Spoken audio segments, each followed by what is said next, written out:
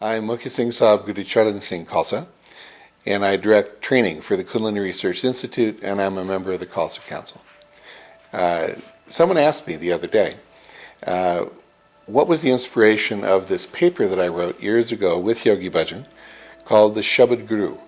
And really, we began to explain to people the experience that we have that is fantastic as a Sikh when we read the Guru and when we do these kinds of Shabds.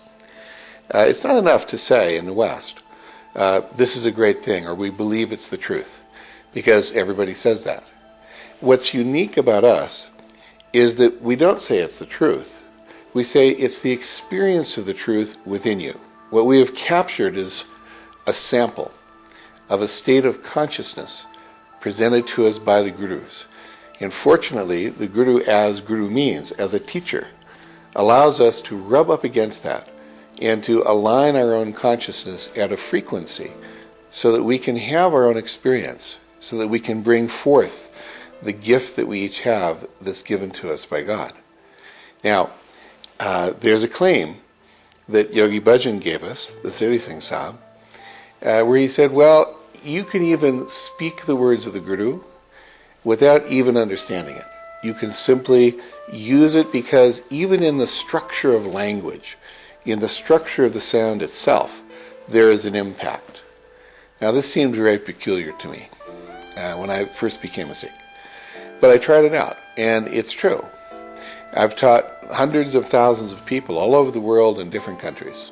From the United States, Canada, France, Vietnam, all over the world, there are students who practice either yoga or come to learn about Sikh Dharma.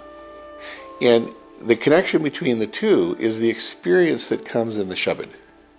So here we are doing one of the Shabds, and we start having an experience, even without fully understanding the incredible history and the depth and the beauty and the intricacy that goes into the lives of the Gurus and the bringing to us this sample of the infinite nod. So as I looked into it, I'm a researcher. I did two things. First, we put people into MRIs, and we just wondered if people were in there meditating and doing Satanam Vaheguru, what would happen to the brain? Now, anytime you do anything, something happens to the brain. So certainly we saw changes in the brain where the whole central functions of the brain around attention, memory, the calming of emotions in the amygdala, the stimulation of function for the areas of association, all of this got stimulated by simply meditating on Satnam Vaheguru.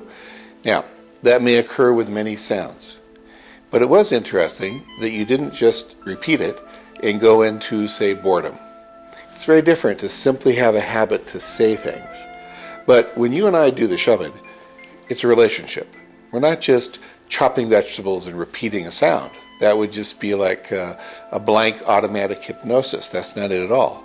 Rather, there's a sensitivity to the impact of the sound. That's why it's Hukam. We listen. We say, Guru, hit my heart. Make an imprint in me. Let me put aside my own subconscious for just a moment. And whatever that pattern is that is held in that sample of the frequency of that speech, let it come into me. Now that's Sunya. How can we truly listen? Not just repeat. Japa is the repetition, but repetition with a consciousness. You know, a lot of people will do japa and they just dream. That's different. You must be alert and alert to your alertness.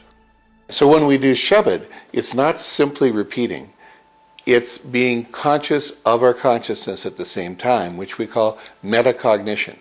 This metacognitive function is a specific way of holding attention in the brain. Now, as I've continued to do research and to look at the mechanisms by which this incredible experience awakens in us by repeating the Guru's words, I find there's a lot of threads that we will elaborate, I'm sure, over the years. One of those is that we're beginning to think that music is the universal language. It actually uses very similar areas to what gives structure to language itself.